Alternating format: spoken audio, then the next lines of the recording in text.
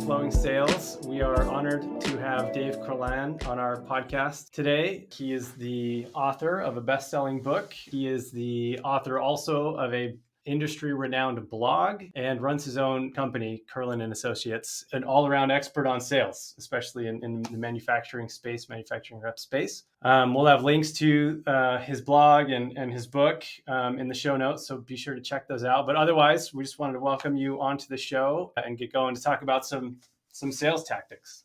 Thanks so much for thinking of me, inviting me on the show. It's great to be here. Thank you. Thank you. So the reason we initially invited Dave onto the show, we saw an article that he wrote about how to do more effective sales. It was called Do You Have Woodpeckers in Your Sales Organization? Talks about how hunters versus farmers, how that kind of relates, how that can help us, that sort of that paradigm, how that can help us be better sales professionals. So maybe we can just jump into kind of that topic and we'll go from there. Sounds good. So what would you say, some advice you have? Hunters versus farmers, is one better than the other? Should a salesperson be both? What do you think? It's changed over the years. Back in the day, and I've been selling professionally since 1973, and I've been in the sales development business since 1986. So if we go back to the 80s, since I've been in this business, most sales organizations had salespeople who did everything. They ran opportunities from the cradle to the grave. They found them, they talked to them, they closed them, and they serviced them. And then over the years, especially after the turn of the century, we started to see a lot more specialization, with BDRs and SERs and account executives and account managers, key logo folks, and we have national accounts and major accounts. And I think some specialization is good because not everybody has the skills to do everything. So there are a lot of salespeople who will not hunt ever, no matter what. It's not in their DNA. So they need to be in an account management role. They need to be farming. And there are a lot of salespeople who only want to hunt. I mean, they love the thrill of the kill and finding and closing opportunities, but don't want to be bogged down managing those customers and clients. So they absolutely should be in a hunting role. But that BDR role that was brought in by mostly software as a service, SaaS companies, they decided that they shouldn't be wasting their account managers' precious time by having them engage in prospecting. So they brought in teams of business development reps who would do outbound and schedule first meetings. And I hate that. I mean, it's all over the place. It's probably not going to get blown up at this point, but I think it should be blown up. You've got the most difficult part of any sales cycle is reaching out, getting a decision maker on the phone and scheduling a first meeting. Even the best salespeople on the planet will say that's the hardest part because once they're in front of somebody, they've got a little bit of control over how it goes from there. Yet, what have these brilliant company executives done? They've taken the youngest, most inexperienced salespeople on the planet right out of school, and they've put them in the job doing the most difficult thing in the world, reaching out to decision makers and trying to schedule a first meeting. And they're incentivized by how many first meetings they book. Now, a couple of things. They suck at it. They book an average of 1.5 meetings a week. That's pretty freaking bad. And number two, they don't book meetings that I would call quality meetings. So now you're wasting AE's time following up on crappy meetings that were set. Now, I've been selling since 1973, like I mentioned at the beginning of your show.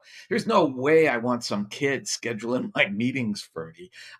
Even at 68 years old and with all this experience, I would prefer to make a cold reach out myself if it came to that, to book my own meetings than follow up on a meeting that a 23-year-old right out of college just booked for me. Other than that, I don't have an opinion. Well, if you have the youngest people performing the prospecting piece, which is the hardest part, like Dave said, sometimes you run the risk of running some probably talented farmers, account managers off because you're putting them in a place they don't want to do it. They're not very good at it.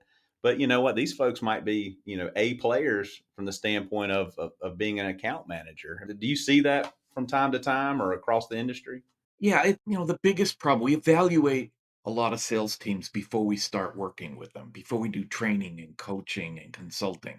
We do a sales team evaluation so that we can figure out what they got, what their capabilities are in 21 sales core competencies, what their potential is, where they need help. And one of the things that's most evident is that the sales leaders don't have any clue what their salespeople's capabilities are, because the only thing they're doing is looking at the numbers, the dollar numbers, the revenue, and you can't rank salespeople or determine capabilities based on revenue, because your account managers who have the best accounts are going to have the highest revenue, but it doesn't mean that they're the best salespeople. They're just responsible for managing the most revenue. So from sales leadership on up, they miscalculate and mislabel who their producers are. And that's the shame, because without knowing who's really good at growing the company as opposed to who's really good at managing revenue, it's impossible to strategize properly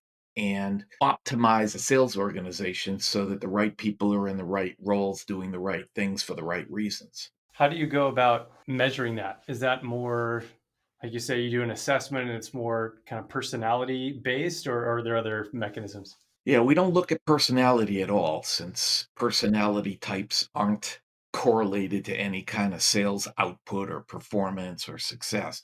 We use OMG, Objective Management Group's sales team evaluation, and that measures salespeople in 21 sales core competencies. And as an aside, I founded OMG in 1990. I was the CEO until 2022.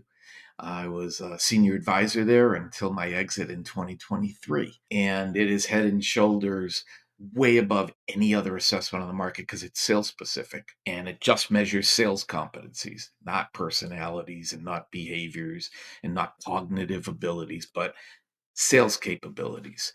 And once we're measuring sales capabilities and sales competencies, then we can much more easily see who should be in which role and what kind of gaps they have in their skill sets and what kind of training and coaching they need to get.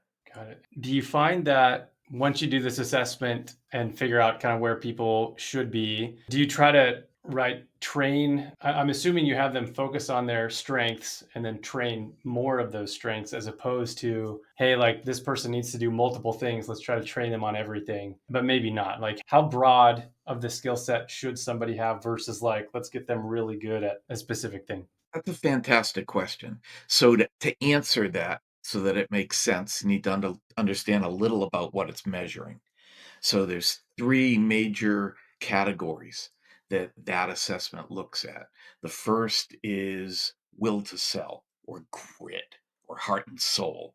It's, commitment, how committed they are to achieving greater sales success. It's desire, how bad they want it. It's motivation, what's behind that desire. It's their outlook, and it's whether they take responsibility for their results. So that's one category. You can't train that category. That's either where it needs to be, or it's an indicator that they're probably not going to change because it's not important enough to them. The second category is sales DNA. That's the collection of strengths that will support sales process, sales methodology, sales strategy, sales tactics.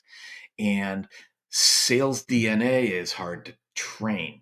You can make salespeople aware of how their sales DNA impacts their results in the field and on the phone, but it can really only be improved through coaching. And then the third category is the stuff that you'd be familiar with. It's 10 tactical selling competencies like hunting, reaching decision makers, building relationships, taking a consultative approach, selling value, their approach to presentations, whether they're presenting the right ideas to the right people at the right time for the right reasons, their ability to close, their ability to use sales process, and their ability to use sales technology.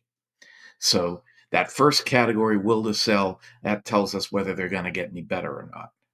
The second category tells us what's in the way and why they may be struggling. And the third category gives us the specific skill sets and allows us to hone in on where they need help through training and coaching. How big of an impact does an assessment like that? Like, do you have any It'd be great to hear maybe a story or an example of where you applied this and all of a sudden, all right, well, let's move this person here, let's move that person there. Like, how fast of an impact can an assessment like that make in an organization? I'll share one of those stories. And for context, OMG has assessed 2.5 million salespeople. So we're not talking about some tiny little data set. So one example was a technology company. And when I talked to them, they had been flat for 4 years, no growth. In some of their territories, they had 100% turnover. And they originally reached out because they wanted to assess sales candidates. And I said, that's fine. But if you've got 100% turnover and flat sales, assessing your sales candidates isn't going to fix that problem. That'll help on sales selection. But first, you need to understand why you've got 100% turnover and why the salespeople you're hiring or have hired aren't growing revenue. So we did the sales team evaluation, and there were three things that were really evident from the sales team evaluation. Big picture. Number one is that their sales management team sucked. It was as bad as any that I had ever seen. They weren't doing any coaching, they weren't holding salespeople accountable, and they didn't even want to be sales managers. So they had to be replaced. The second problem was it appeared that they were hiring salespeople out of a major longtime competitor. So they were in data storage, but they were hiring salespeople from EMC and Sun who had sold data storage. But those salespeople were used to having the red carpet rolled out. They were from the big players. They could get in anytime. Their companies would buy the business if they had to, and discount the business to win it. And now they go to a new company with a new technology that nobody's ever heard of, and they don't know how to overcome resistance. So they were hiring the wrong salespeople. And then the third problem was that they were completely lacking sales process. And the salespeople that they had were pretty much sucky because not only had they been hired from the companies where it was easy to sell, they didn't have any selling ability. They were just living off the company's name and resources. So the first thing we did was, with the CEO's permission, we hired them 6 new sales managers to lead the team. We trained up and coached up the sales managers so that they could coach effectively. And then we showed the sales managers how to hire the right salespeople using the OMG candidate assessment. And the result of that story, which was too long to tell, was that they went from completely flat sales of 24 million for 4 straight years, and they doubled sales inside of 12 months, even with all the changes that we were making. That's wild. Yeah. And then the interesting twist to the story, one of the board members was Larry Ellison, who owns Oracle, and he decided to buy them. He was so excited about the growth they achieved in that 12 months. He bought them, and we lost a client because we did such a good job. Oh, you lost. Yeah, that's right. You lost it to an acquisition because you did too good of a job. You got to tone it down a little bit. Yeah. That's right. That's exactly what happened. That's wild. I mean, because that's something that I think a lot of times people maybe don't even realize, right? You can't see. I mean, maybe there's indicators or there's flags like, hey, this person isn't where they're supposed to be. But for the most part, are the things you're talking about more or less invisible, or what should someone be looking for to know they have an issue, right? Where I need to revamp this. Yeah, they're invisible. They're exactly because sales leadership and the C-suite is so invested in the dollar amount. That's all they see. Well, this is our best salesperson because he leads the team with $7 million a year in revenue. This is our worst salesperson because he's only generating 750,000 a year in revenue. But it could be that the person managing 7 million in revenue is just living off his past, inherited that $7 million worth of accounts, is in the best territory that the company has, hasn't grown the business a penny's worth. And it's possible that $750,000 salesperson is brand new, brought in all that business from scratch in the first year, and is doing more than anybody else to grow the business. So when you start looking at the factors that aren't revenue, If you start looking at the factors that revolve around what it takes to grow the company, what it takes to bring in new accounts, what it takes to grow existing accounts, then it totally reorders your perspective on who's really valuable to the company and who isn't. And then, of course, the sales team evaluation further enhances that with a look into who's going to get better, how much better can they get, how long will it take, what do you have to do with them, and then you've got the complete picture.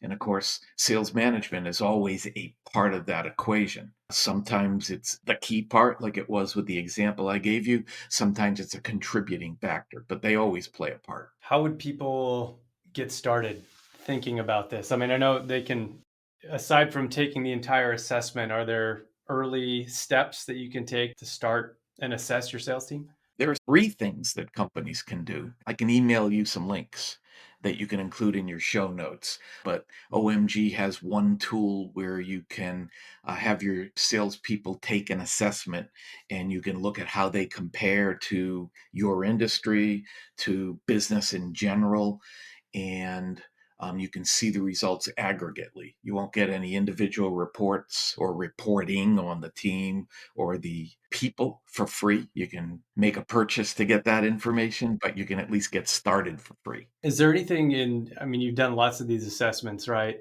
And seen a lot of things. Is there any pattern or trends that you've seen in, I don't know, skills or grit, like you're saying, that you most commonly see people have misaligned? Yeah. I think right now, the three things that we're seeing most is that number one, salespeople aren't getting to decision makers. And statistically, we know that salespeople who get to decision makers early in the sales process are 341% more likely to get the business. So that's huge.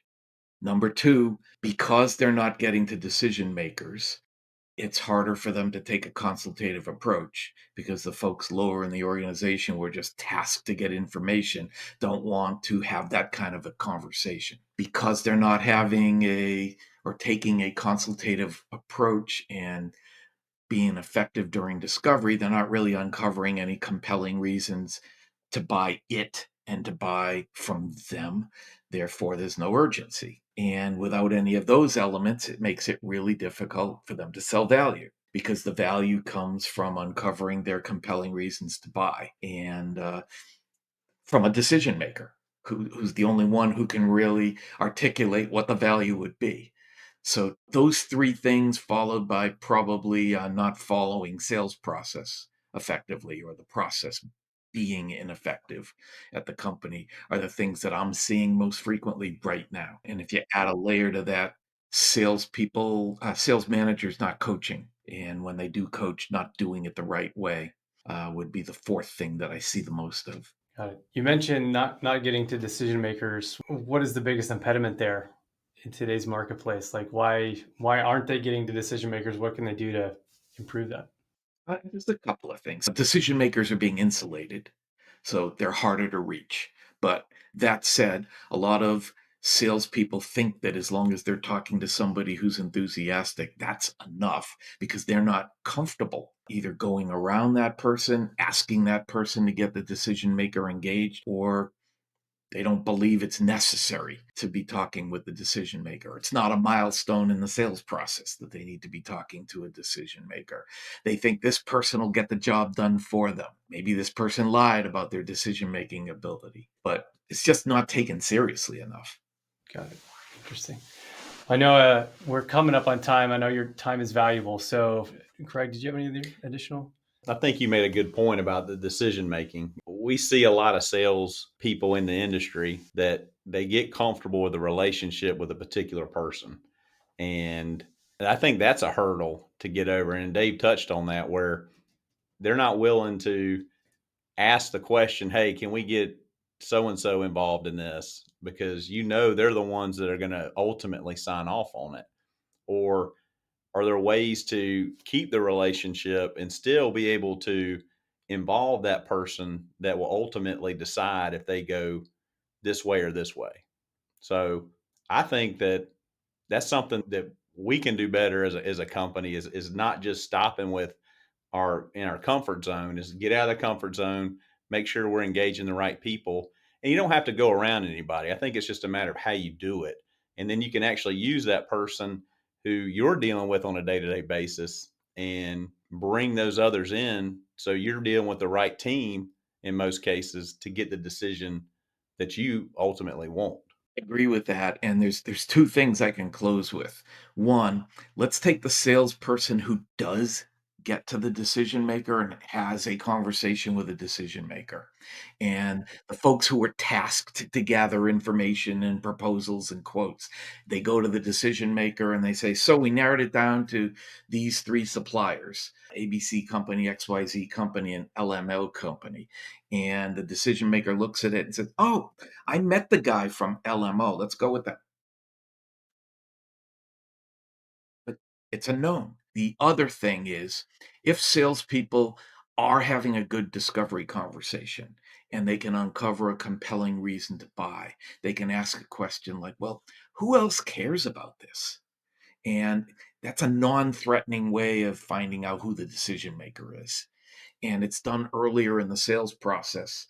So it's not done at the milestone where you have to get to the decision maker. So it's way before a dumb salesperson would ask a dumb question like, "So who's the decision maker?" Just who else cares about this will get you an honest, well, Bob cares about this. Well, who's Bob? That's my boss. Who else cares about it? Charlie cares about this. Who's Charlie? He's our CEO. Said, well, I'm sure they have some opinions about what would be an ideal situation and how the problem you described is affecting them. Is there a time we can get them involved in a discussion? It's so much more effective and conversational than, can you tell me who the decision maker is? Yeah, because we're seeing a lot of times these days it's decision by committee. And it's even that much more important than just getting to a decision maker because in most cases those are multiple people and they're representing the specific wants and needs of a group within your customer. So you got to be able to work with the people that you work with every day, but then also be able to branch out and get to those people that will ultimately end up on the committee and make these decisions. So it's that much more important. Like I think Dave, that was a great question to ask is like, who else is this important to? And then you're able to get to them, ask the right questions, and you kind of start to formulate your plan to address those needs of this group or that group, and then hopefully end up getting the committee to decide with your solution. And I promise that on the day you get to present to the committee, if there's 4 or 6 or 8 people sitting around the table, that's not the day where they decide who's gonna get the business. They already know at that point. And if you've individually met with each of those people, then it's much more likely to be you. On that day, the lines are already drawn in the sand, minds are made up, decisions have been formed, and all you can do is screw it up. No pressure. Yeah, exactly. Well, Dave, we appreciate the time coming on and joining us. Well, thanks for inviting me. I enjoyed the conversation. Cool. All right. What's the best way people can work with you or reach out if they want to continue the conversation with you? Reach out by email, and I'm sure you'll include that in the show notes, right? Yep. We'll, Yeah. we'll put it in there. Yeah, we'll do it. All right. All right. Well, thank you so much, Dave. We appreciate it. Thanks, Dave. Thanks for having me. We'll do.